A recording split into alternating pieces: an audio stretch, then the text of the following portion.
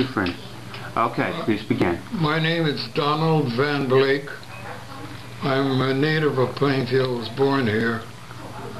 I'm 90 years old. I was very happy and very honored to be a participant in the protest marches and the Black Revolution done back in the 60s. That's what I call it. And I hope we accomplish something. I'm sure we accomplished something, but it wasn't exactly what we thought we were going to do. Please introduce your friends. All right, my first friend is Mrs. Shirley Wren.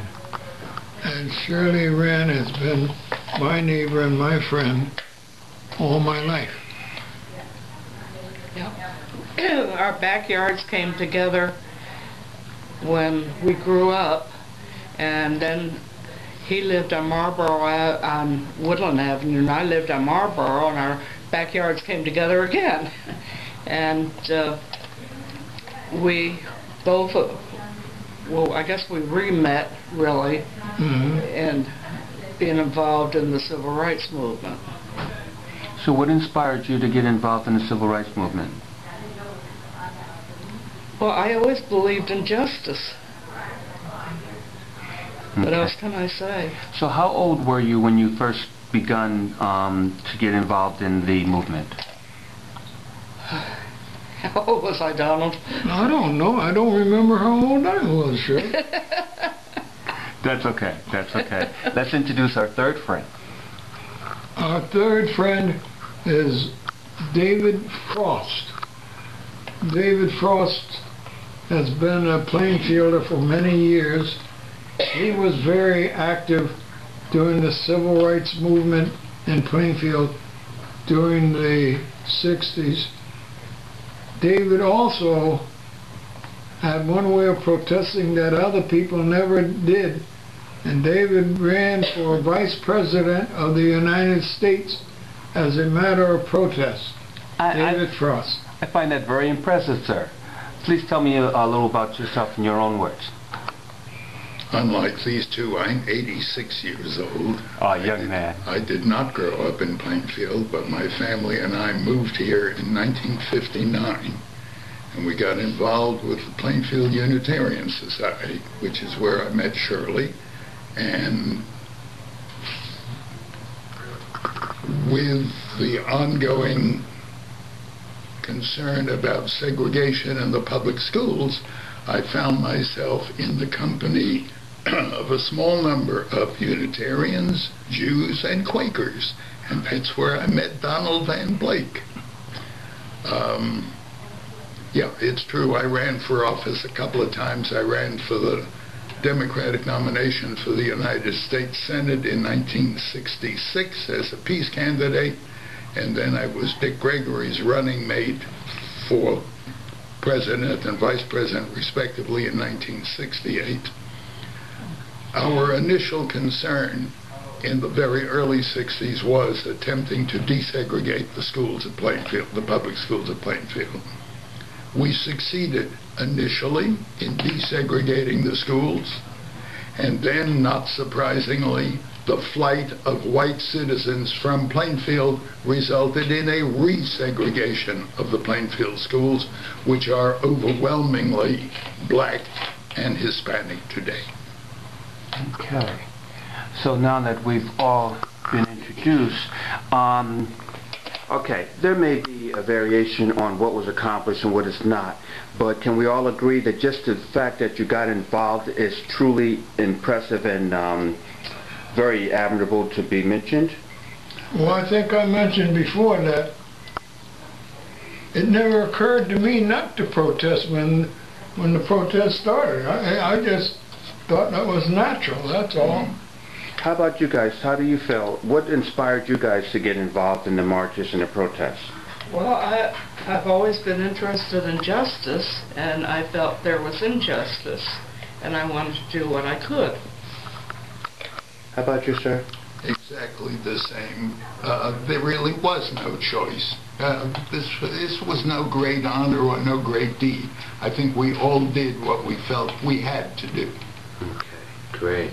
So how about today? What's going on in the world today? How do you feel? Is there much of a change? Is it just different but the same? How do you feel? Well, I feel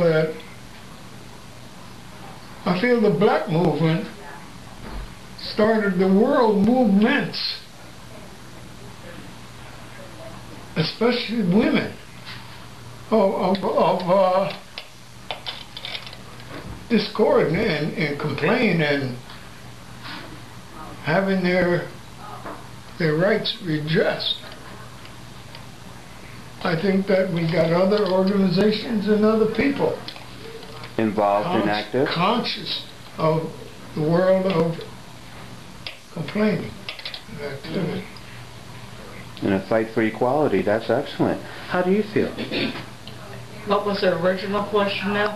Okay, how do you feel about what was going on then and what's happening in the world today? Do you feel it's the same type of thing? Do you feel it's a different struggle now, or do you feel everything is just lovely now? Well, I think that there has been some improvement, but I don't think it's what it should be. And I would like to see more. I worked in real estate, and this was a few years ago now, but there was a lot of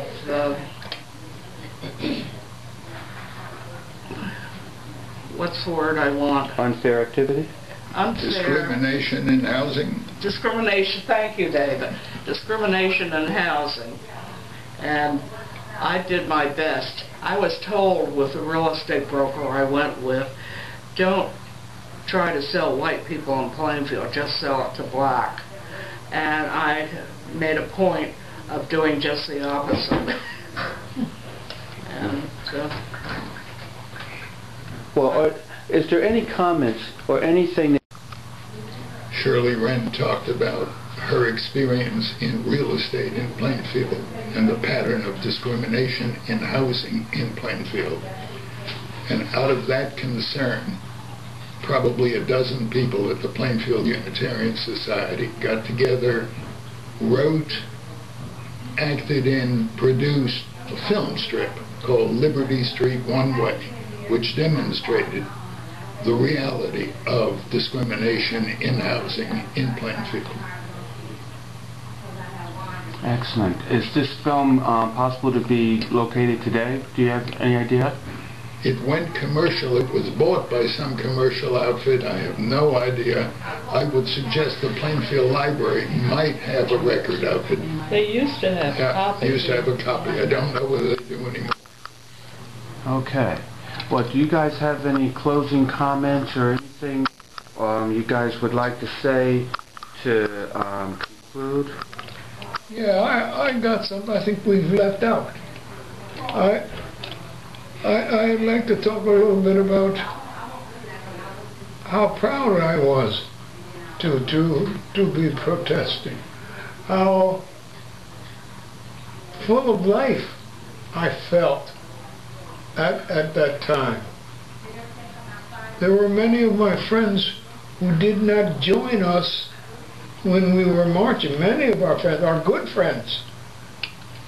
And then I was very happy that we had our friends who were with us every day, or almost every day. I don't know how I feel about the difference between what used to be and what is today. How did you feel when you were doing it, and how do you feel today? I felt good. When you were doing it? Good. And I was proud of everyone who I met.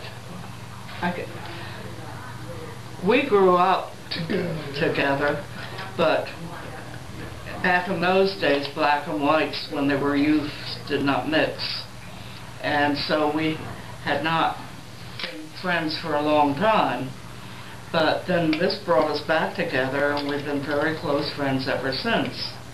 And David I met through the church, the Unitarian church that we go to.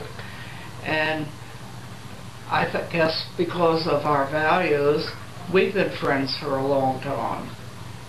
And I remember Everett Lattimore saying one time, when my son says to me, "Daddy, what were you doing?" He said, "I can say I was there." And that's the way I feel too. I was there. Oh, we were more than there. We were out in the head of it. We were out answering questions. We were out solving problems of the day. How about you, sir? Two things in addition to what's been said.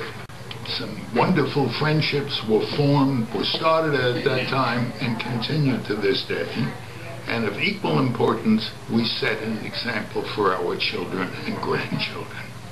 I feel that's very excellent. And by the way, for those who don't know, my name is Cassius Ali, and this whole recording of history is important for all our kids who don't understand the struggles and the things that the people from the earlier years went through, because if you don't learn from their lessons and their accomplishments, we could be in trouble for our future. So thank all three of you for your time and your efforts and everything you have done. As far as I'm concerned, you were very accomplishing and very accomplished in what you set out to do.